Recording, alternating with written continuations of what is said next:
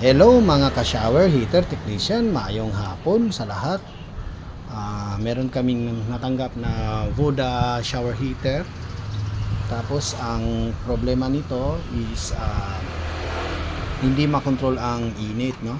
So sobrang init talaga. Ngayon, nakita namin na may problema to. This one is Triac 25 amperes and 600 volts. So pinalitan namin. Ito na po. And then pag testing namin, ayaw pa rin, masyadong mainit pa rin. So nakita namin na may problema pala to. Pero kung sa actual testing natin ito, through tester, digital tester, working siya.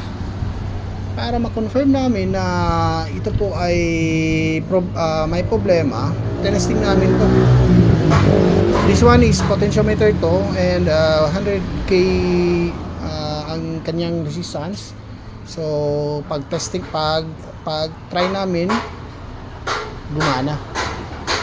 So solve na.